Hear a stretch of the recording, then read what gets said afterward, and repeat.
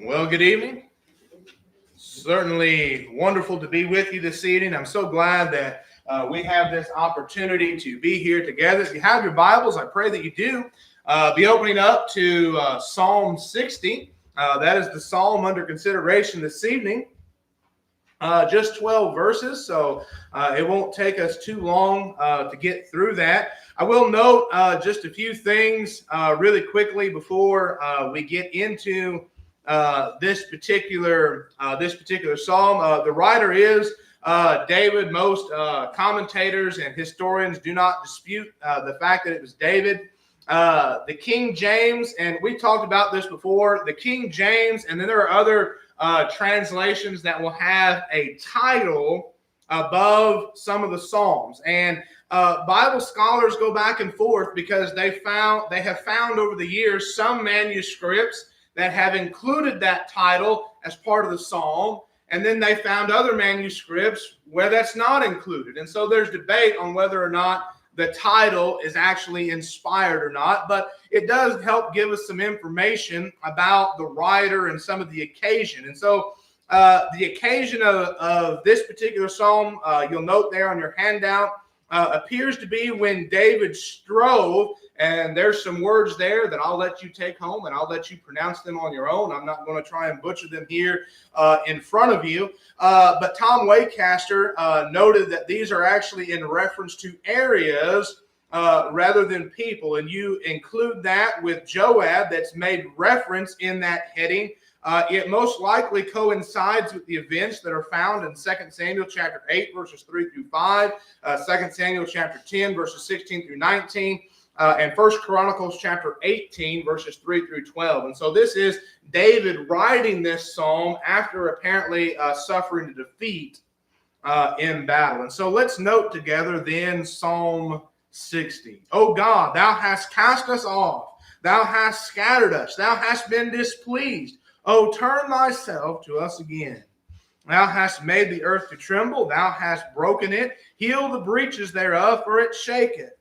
Thou hast showed thy people hard things. Thou hast made us to drink the wine of the astonishment. Thou hast given a banner to them that fear thee, that it may be displayed because of the truth. That thy beloved may be delivered, save with thy right hand and hear me. God hath spoken in his holiness, I will rejoice. I will divide Shechem and Medah out of the valley of Succoth. Gilead is mine, Manasseh is mine. Ephraim also is the strength of mine head. Judah is my lawgiver.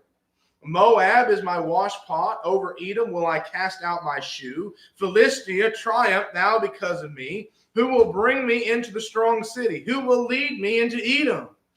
Wilt not thou, O God, which hast cast us off, and thou, O God, which didst not go out with our armies? Give us help from trouble, for vain is the help of man. Through God we shall do valiantly, for he it is that shall tread down our enemies. You know, there are several lessons that can be learned from this particular psalm, just 12 verses. One that I think is interesting, you see this in verse number 1. You see this thought again, towards the end of the psalm, verse number 10, verse number 11, that David had this feeling that God had cast them off, that God had rejected them. But one of the things we need to always remember is as we go throughout our life, God is constant. God does not move to the left. God does not move to the right. If anyone moves in a situation, who is it? It's mankind. And so what I think is worthy of our consideration here is what I think about as I read this psalm. Not necessarily, we know it's David, but I want you to think about another event. I want you to go in your minds. We don't have to turn over them necessarily in our Bibles. You're more than welcome to if you want to. But go over to the book of Joshua in your mind.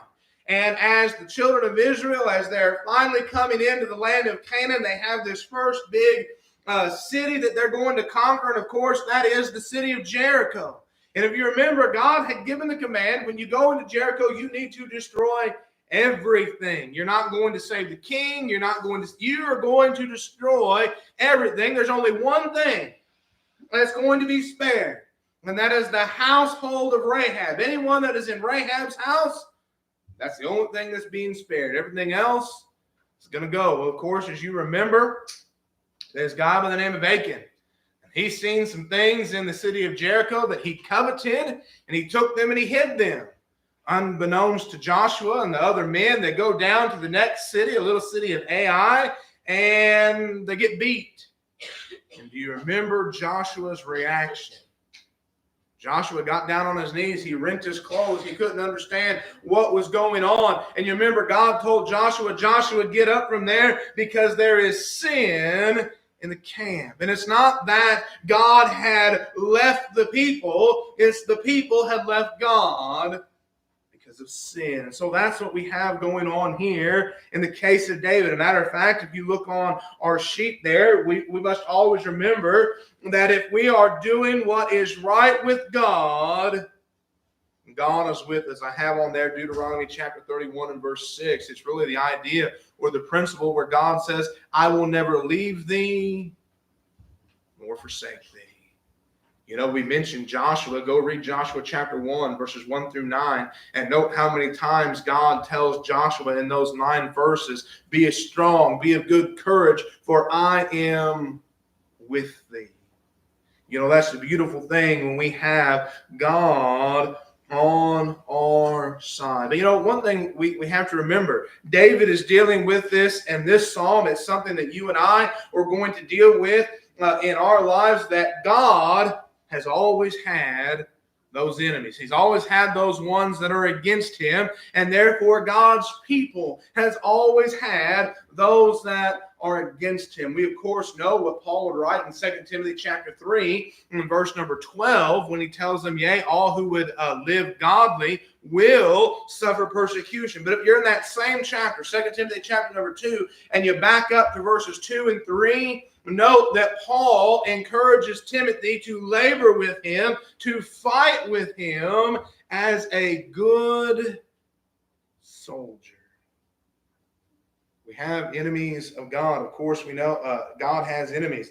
Another passage that we'll make mention later, you go over to Ephesians chapter number 6. At the end of that chapter, it talks about the whole armor of God. Being able to take the whole armor of God with us. And, you know, you go through here, you know, what's really beautiful is in verse number 4, David says, you know, the Lord hath given a banner to them that fear thee. You know, in wartime, the banner carrier was an important person.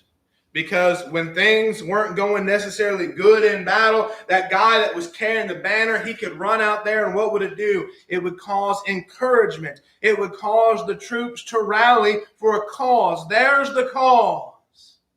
David said, God has given us a banner. It's something that we can rally around. Has God not given the banner, a banner to the church to fight the good fight of faith, to always be ready to defend the hope that is within us with meekness and fear? But you move on down through here, and he talks about the holiness of God, verse 6, and he talks about basically how God is going to be victorious. He's going to divide Shechem, and he's going to take them out of the valley of Succoth. He says, Gilead is mine, Manasseh is mine, Ephraim is also the strength of my head, Judah is the lawgiver. And so those are all the areas of God. They said, Moab is my washpot. Edom will I cast out. Philistia I will triumph over. Why? Because of God. David cried out to God for victory. And of course, God was going to answer that victory. As a matter of fact, verse number 12, through God we shall do valiantly. For he it is that shall tread down our enemies. That there is a beautiful thought.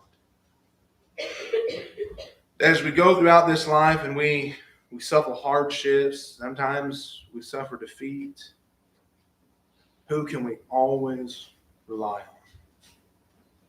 We can always rely on God. We may look out at the landscape of our country. We may look out at the political landscape of the country, and there may be uncertainty. There may be fear. But who can we count on? we can count on God. And that is the beautiful thing here. We as Christians should be willing to pray to our God with the confidence, 1 John chapter number 5, verse number 14, the confidence that he hears our prayers, hears our petitions. And know at the end of the day, Revelation chapter 2 and verse number 10, that we, with Christ, will be victorious. We want to make sure that we offer the Lord's invitation. We want to make sure that we give each and every one of you that is here this evening, myself included, the opportunity to be victorious. You know, one of the interesting things is, we're getting ready to come into the football season. And, most of us here, I think, like the Chiefs, love the Chiefs. We watch them. And, there may be some evidence that the Chiefs are a good football team. They've won a few championships. But, even with all that information that we have no idea who's going to win the championship this year. We don't know. We want to think that it's the Chiefs. But the reality is, it may not be. But with God, we have all this evidence that he is going to be victorious. And at the end of the day, he will be victorious. What's the point? Put your faith, put your trust in a certainty. Years ago, I guess it's still a popular thing, but you'd go to the store and you'd buy something, and the person that was selling it, they'd always want to give you a guarantee. This is God's guarantee. If you live a life that's faithful to him, you will go to heaven. But you cannot go to heaven if you're not a child of God. You cannot go to heaven if you're not faithful to him. So we extend the Lord's invitation to you this evening. If you're not faithful, repent of that. If you're not a child of God, change that. Join God. Be added to his church. And hear those words, well done, thy good and faithful servant, together while we stand and sing.